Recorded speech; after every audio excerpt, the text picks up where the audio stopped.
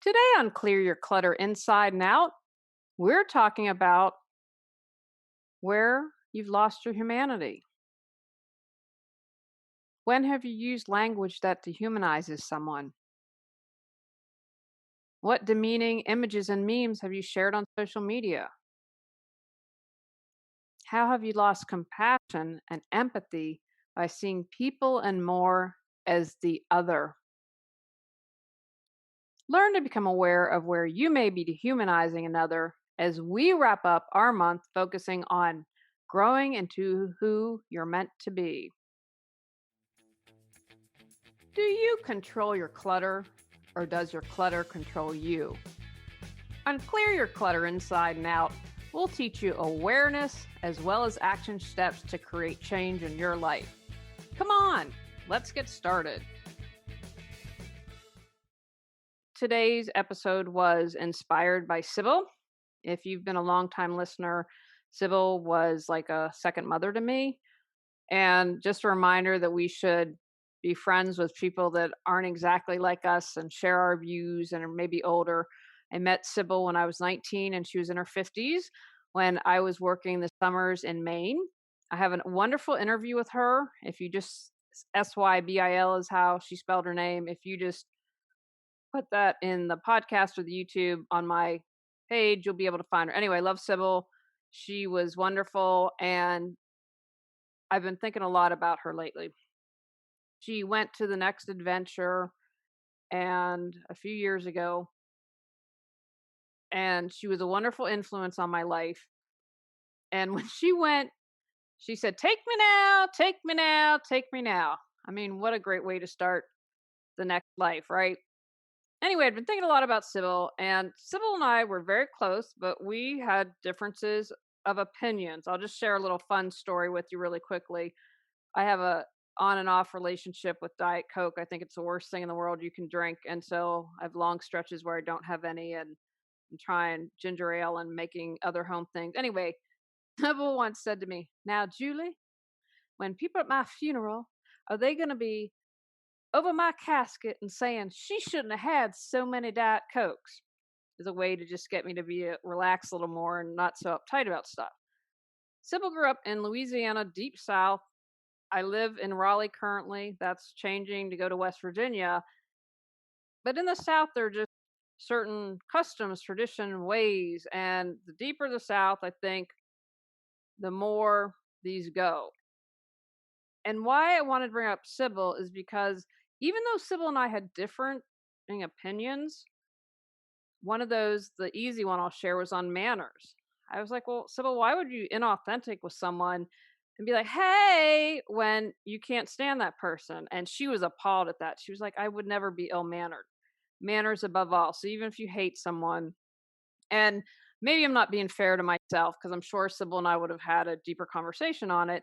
Just meaning I would never want to be rude, but I'm not going to sit and have a conversation with someone I don't like. I'm just not going to have idle chatter. Why do that? If you don't get along, there's nothing wrong with it. But to me, that's an inauthentic, where Sybil would view to some extent that was impolite.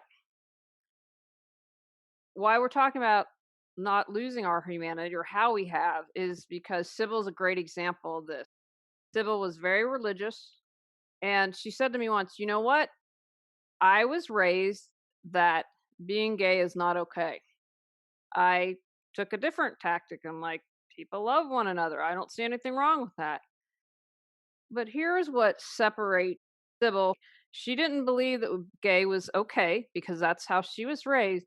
But guess who spent being with men who were dying of AIDS? This was before it was a celebrity cause.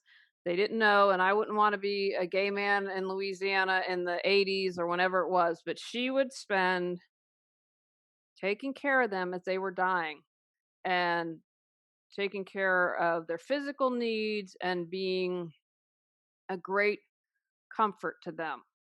And even though she said, I don't think this is right, she said, I'm not going to lose my humanity over that. This is still a human being. It's not my place to judge. and I'm going to love them and provide them comfort. And that's what we, I believe, as Americans have lost. That doesn't exist anymore. That's an unfair statement. Let me rephrase that. It doesn't exist a lot anymore, at least where I'm seeing it. Yes, there are tons of good people out there, but a lot of us, including myself, need to continue to work on this. When she was really sad, she had a basket of letters, and I am very happy to say that some of those letters that I wrote or made her in the basket. Just I took the time, and I'd encourage you to do this. If someone has been an influence on you, if they have helped you in some way, take the time to write a really, not on email, write a really heartfelt, old fashioned letter. Because I saw when she was sad or needed kind of like a virtual hug, those letter helped her. And a lot of those letters were from the men who she had helped as they were dying, or from family members of the men that she had helped when they were dying. And Sybil never lost her humanity towards anyone. And maybe part of that is because she grew up so poor and she knew what it was like to struggle and have a hardship. And when Sybil died, she was the richest person I've ever known that died. I don't know how much money she had, but talk about someone who was so loved, missed by so many people who would go to the end of the earth for her. You know, Sybil had stage 4 lung cancer. I want to say it was 12 years. I think that's practically unheard of. And in my view, one of the things that kept her going, well, it was her faith, her love, and her friendships, because people would do anything for her because she was the same way and reciprocated. When I lived out in Los Angeles, I'll never forget when I'd see a homeless person. I don't feel like I had a lot of humanity. I'd be like, come on, get a home. Now, as I grew and learned more, for instance, I learned about dual diagnosis. So, a lot of times, people who are mentally ill or homeless, struggling also with being mentally ill. I've learned about PTSD and how we have a lot of these vets come back and we don't take care of them. Well, you served your country. How can I get mad at you for being homeless when we as a nation haven't given you the tools that you need to get better? My husband was is a vet and served in the army, and it took us almost 6 years. I've seen him as his health deteriorate. It took us almost 6 years. They were going to try to take his benefits away. 6 years. That's is prime as far as I'm concerned. Because while my husband has challenges, I know there are a lot of people, more people worse off, and I'm hopeful that people will step up the game. But that's just one example where I had lost my humanity. Until I became a cat mom, I wouldn't say that I had a ton of humanity towards animals. I wasn't cruel, but I was kind of like maybe neutral. And so that allowed me to open up. I remember one of the things I do, I always check in with myself, should I do something or help someone? I read ages ago, and so I always do this. I will look someone in the eye, wave to them, smile, because I remember a homeless person saying it just felt when people just ignore you like you don't exist. And so I don't want to be like that. I remember once I was a man who was outside the grocery store. I said, come on, let's come in and let me buy you a lunch. So I bought him a lunch, and I was like, a cookie, because everyone needs a cookie. And just anyway, the looks that I got in the grocery store, boy, were people angry at me. And I thought, I never want to be like that. I don't care if he smells or not. I've purchased groceries for someone. I mean, I remember, and then she was crying because she said I had to take a taxi to get here and I didn't have money. I said, it's okay. It's my gift. Just, if you're able to in the future, pay it forward. So I always try to remember the humanity of everyone. And have I always been successful? Absolutely not. The more I've grown, the more spiritual I've become, I've been better able to do that. So this podcast is not only for you, it's a reminder for myself. This isn't coming from a preachy place. I never want to be that way. I always try to keep it real with you and share when I fail. Dehumanizing can create clutter in our lives. What you do to another, you do to yourself. You create spiritual clutter because you're not coming from love, and that permeates everything. You're creating mental clutter if you're spending your energy on talking about someone and taking them down instead of focusing on what's important to you or how you can be a better person. It creates an immense amount of emotional clutter because when we dehumanize another, It creates feelings of hate, anger, fear, and rage. That's what motivates you to dehumanize another. It can create tension in relationships when people aren't like you and you don't want to be around people that are different, and create a host of clutter. How has dehumanizing someone or animals or plants, I would add now to the list after taking plant medicine, how has that created clutter for you? I wanted to do a brief kind of history of dehumanizing. I got this from a Vox article, The Dark Psychology of Dehumanization, explained by Brian Resnick from March 7th, 2017. It's a good article. I'd encourage you to find it and read it. And I just want to share a bit of history because I thought that this is really interesting. Thousands of years ago, humans would have felt a pang of anxiety when they saw a foreign tribe marching over a hill, right? We still got that caveman stuff going on. And that anxiety is still inside of us. Susan Fiske, a psychologist at Princeton University and a leading expert on prejudice, shared, quote, people's spontaneous knee-jerk reaction to other people who are dramatically different from them is negative, end quote. It's especially true when we have quick, minimal exposure, right? And that's kind of what we have in the media. We see these, gosh, that TikTok thing, aren't those videos like 30 seconds or something like that? So we get this quick snapshot. We don't see the history, we don't see millions of other things. And what that does is it creates conflict, it creates us versus them. And because of the caveman era, and what we're wired to do, it just feeds into that. I'm reading a really good book called America's Racial Karma now, and it's by Dr. Larry Ward, and he brings that up again and talks about how racism started in the beginning, and it brings a Buddhist spiritual perspective. It's a really small book, but I'm taking my time to read it because it kind of talks about that and how we've been in certain things have been ingrained. So part of it's just it's how we're wired to respond and operate. If you look back at some of the tragedies in human history, look at the words and images that dehumanize people. In the Nazi era and in the film The Eternal Jew, they depicted Jews as rats. I haven't seen that film and I never knew that. If we look at World War II, psychologists wanted to understand how genocide had happened. Stanley Milgram's infamous electroshock experiment showed how quickly people caved to authority. I remember talking to my husband. He found on YouTube Philip Zimbardo's quote prison experiment unquote, and that showed how easily people in positions of power can abuse others. Injustice drives me nuts. Part of my frustration with the HOA in our annual meeting, they shared, oh, we're so lucky to have them because it takes so much time. And we had a meeting separate from the meeting afterwards. And people were like, if they hate it so much, why are they doing it? And we're all like, because they want power. They want power to lord over others. And that's what it's not about losing the money. I'm not jumping for joy, but it's about seeing people because it goes way deeper than our loss and other things that have happened. But they don't feel empowered in their life and they want to take advantage of other people. They want to feel power over other people. Now, that's a sad place to be. But this prison experiment showed how quickly and easily that can happen. And at Stanford, Albert Bandura showed that when participants overhear an experiment call another study subject, quote, an animal, they're more likely to give that subject a painful shock.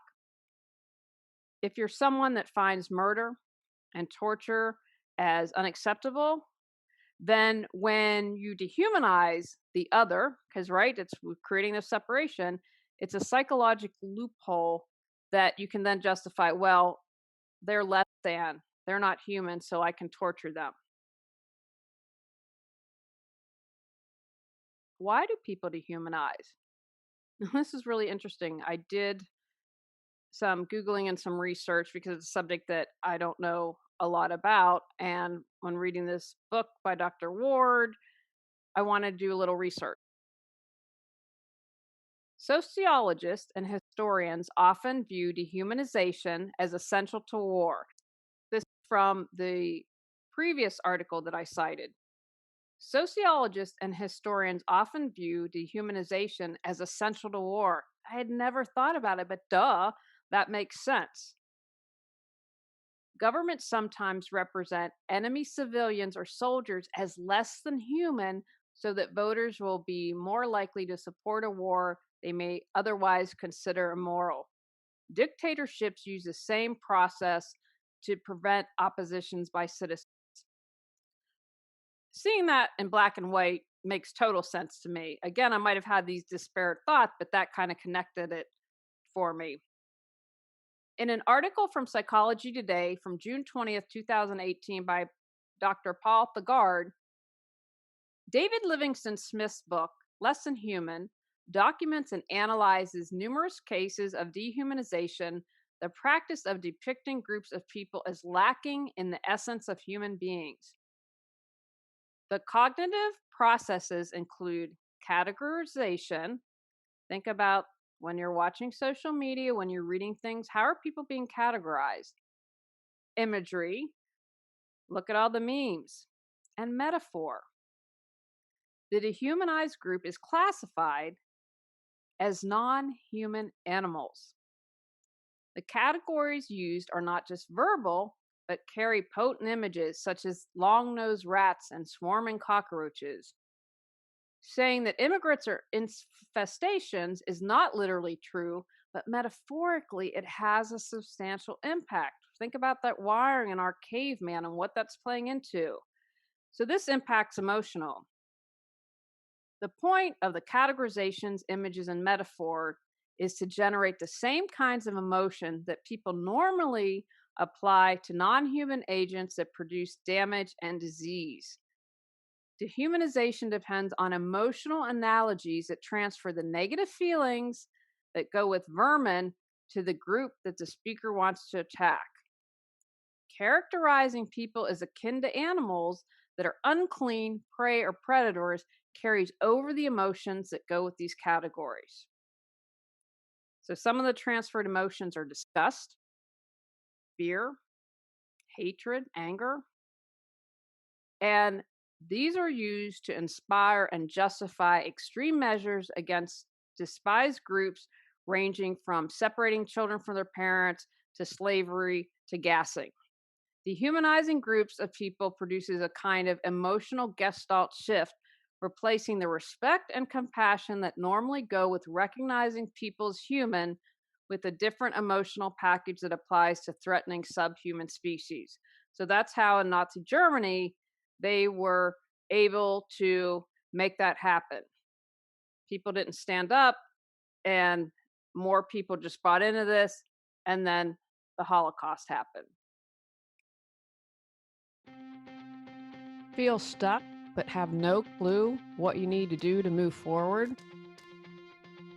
Would you like to feel energized and excited every day? Are you ready to create the life you desire? Julie Coraccio supports you in finding the answers within and then taking action to make changes happen. Visit reawakenyourbrilliance.com to learn how Julie can support you with life coaching. Where have you lost your humanity? Kids in cages and being separated from their parents at the border, I think, is a really good example. You can say that we need immigration reform and not lose your humanity. That's the big point I want to drive home. Sybil, if she were alive, would have seen it as her duty as a Christian to go to the border to help in some way, shape, or form. She probably would have been cuddling babies, doing anything that she could have. I had someone justify this separating kids by quoting the Bible. They said, well, this is why it's okay. Now, didn't even know how to respond to that. And I don't want people to think I'm picking on anyone, so I'm going to use a couple more examples. How about a wealthy church? Again, the other examples are coming. that didn't open its doors to flood victims. I found it very disheartening that Joel Osteen's church did not open their church doors to floods and the victim. They might have at the end after they got such backlash, but that church has taken in $650,000 a weekend. That's what I've read. Do your research, Google, but that not only disheartened me, it angered me. And as a side note, I'm going to encourage you to do research to find out who got PPP loans. Joel Osteen's church got PPP loans. I think that is not what it was meant to be for. We have so many small businesses struggling who didn't get the money they need, but because the government didn't have any oversight or had poor oversight.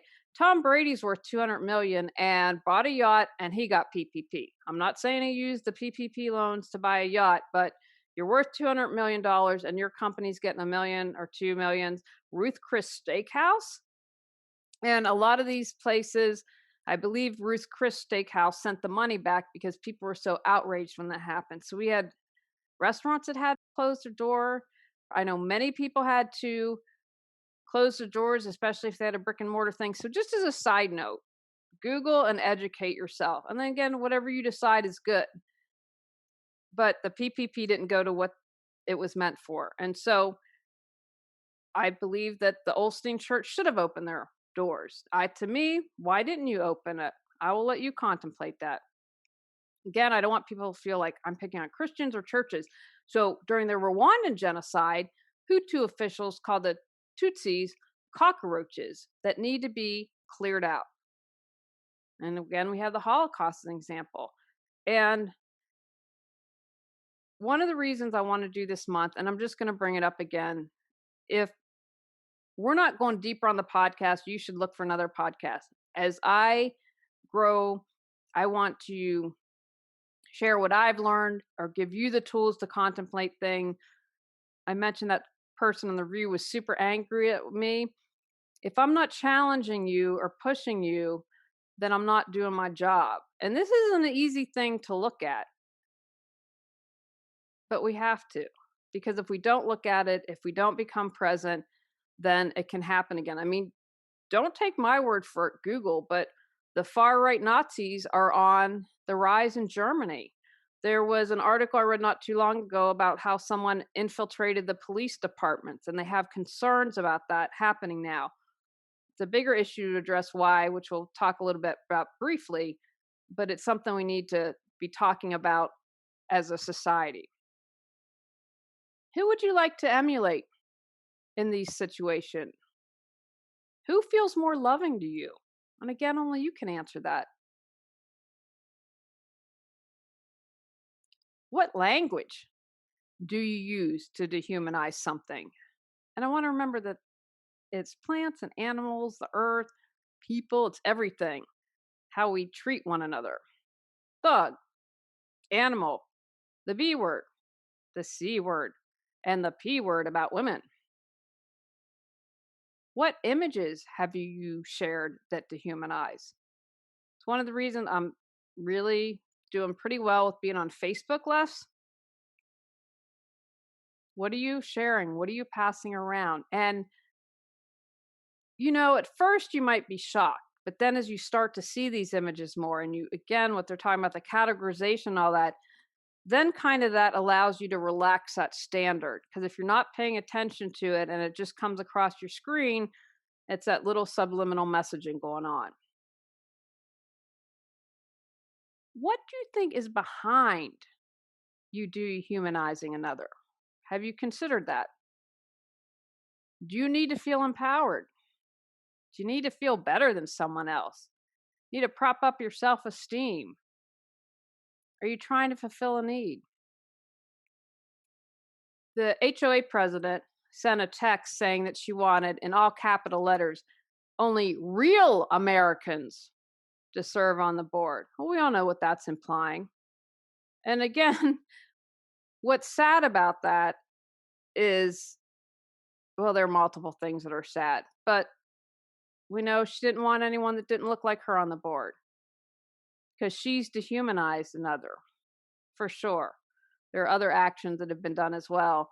But that really to me is just sad, because if you're willing to put that in writing, which shocks me, what else are you doing?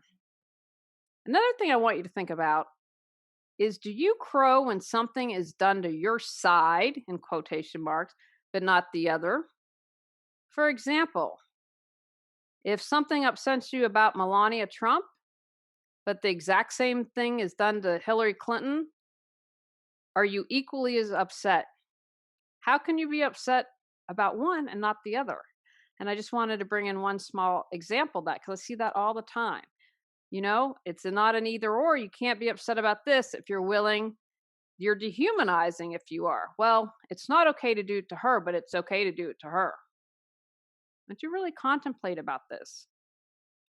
Where have you done this? And again, don't beat yourself up. It's about becoming aware. I just, before I started recording this, got this phenomenal email from a client, and boy, did she dig deep. And it was tough, but it is completely empowering to her, because she is aware of some things now. She's really going to be able to make giant leaps and bounds. But she did the work, kept excavating, kept looking at herself. How can I be a better person? What is this about? And that's the purpose of doing this today. Because remember, when you judge another, you judge yourself. When you disrespect another, you disrespect yourself. When you dehumanize another, ultimately, you dehumanize yourself. Whatever you put out in life comes back to you in some way, shape, or form. I'd like you to now turn it around. Where have you felt dehumanized? When have you felt dehumanized? Who made you feel dehumanized? How did that make you feel? Did it feel good, or did it feel kind of yucky and gross and ew? I felt dehumanized as a woman for sure. We had this whole Me Too movement, and I'm talking to you, Hollywood, and was reading a couple articles how they haven't done anything. All this money was raised, and what's been done with it? What are people doing to change it? How have things changed? That's really, we need to look. How have things changed? Are we doing the same old, and just giving it lip service? Now I want you to kind of expand your thinking, not only to how it's affected you, or seeing others dehumanize, both how it's affected you and when you see it happening to other people. How do you think it affects me? How do you think it affects your community? How do you think it affects our community that we have a board president who only wants quote unquote real Americans on the board? What do you think that says to our community? What do you think it says to certain people in our neighborhood? How do you think it affects our world when we dehumanize one another? War is the obvious extreme consequence when we dehumanize. But think about another way. How can you have more humanity? Practice empathy. Put yourself in someone else's shoes. Believe in basic human rights such as food, water, shelter, and healthcare. People have really dehumanized the people coming in this country, and I just wanted to share and think a moment. Some of these people walk on foot, hundreds of miles, with all their belongings in a backpack. They are in countries that have been torn by war. Some are overrun by gangs. What I've read that has happened to some girls and women and children in this country, some of these countries, is beyond heartbreaking. And again, I'm not saying you have to say, hey, we need to do all this. What I'm asking you to do is to be like civil and see the humanity in everyone. And catch yourself. Wow, I was really easy to write that off. Why is that? Because remember, whatever's going on inside of you is going to be reflected on the outside. If you feel the need to put another down, why is that? It's about you. Practice empathy as best as you can. It might not be easy for some of you, and that's okay. And if this episode's really angered you or upset you, I invite you to look within, because what others say and do is about them, and how you respond is about you. I talked at the beginning of the podcast how Sybil was very different than me. So I encourage you, talk to someone who doesn't think, look, or act like you. Make those connections. You don't have to be BFFs with people, but if we start to see someone who looks or thinks or acts differently than us, and you find that commonality, because for most people, we can find that commonality. I mean, even people that drive me nuts, and when I get in those moments like, oh, how can someone think like that? I say, okay, Julie, bring it back. They are doing what they believe is best, or they're trying to find a solution because they're concerned, or maybe it's coming from a place of being scared. When have you been scared in your life and maybe not responded in the best way? So practicing empathy daily and getting outside of your box, getting outside of your comfort zone, and expanding your network. Because if we make those human connections, that keeps us from the other, from seeing someone as less than. And I think it's really important. If you are into astrology, definitely check out people, because apparently the age of Aquarius started this year. And that's all about power to the people. I believe that most of us, the majority of us, are awesome, nice, kind, decent human beings who are really connected. I just think a small segment of society want to keep us fighting, want to keep us under their thumb. I don't think most people do. I think we have more in common than we don't. So just become aware of where you've lost your humanity, and you can learn from it. I talked about how I'd see homeless people in Los Angeles. I'd be like, ugh. Then I learned about dual diagnosis, not treating our soldiers, PTSD, and all of that stuff. And it allowed me to open my heart.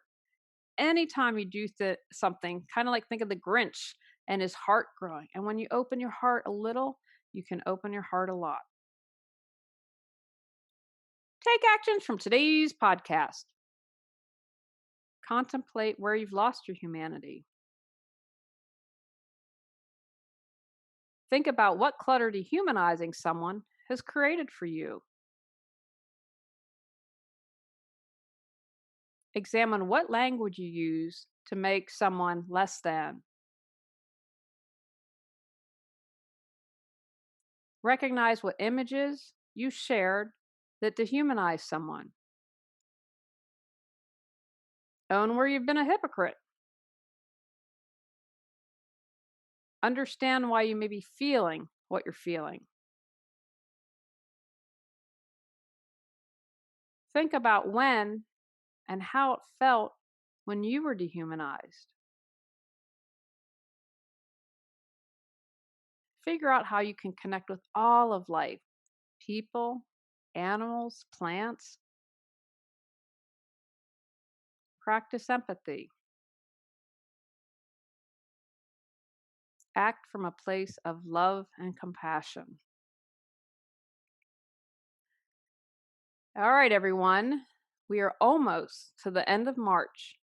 I'm going to encourage you to spend time contemplating how the first third of your year went, because we're almost done. I can't believe it. Already 1/3 of the way through the year. A lot of us had a curveball from last year. Don't let that happen again this year. There are probably still going to be challenges and struggles. And again, your perspective and your attitude can go a long way to support you. Are you getting what needs to be done? Are you breaking things down into manageable steps? How are you holding yourself accountable? At the end of the year, I want to hear about all the things that you did.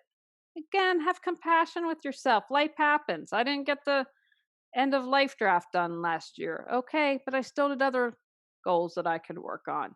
So check in and see how the first third of the year is going. What changes do you need to make? Need to delegate, delete, get some support, hold yourself accountable. Next month, we're focusing on starting over. Go out, clear your clutter to create the life you choose, deserve, and desire. When you clear your clutter, you can share your gifts with the world. sign up for our free newsletter at reawakenyourbrilliance.com. If you've enjoyed Clear Your Clutter Inside and Out, please rate, review, and share us.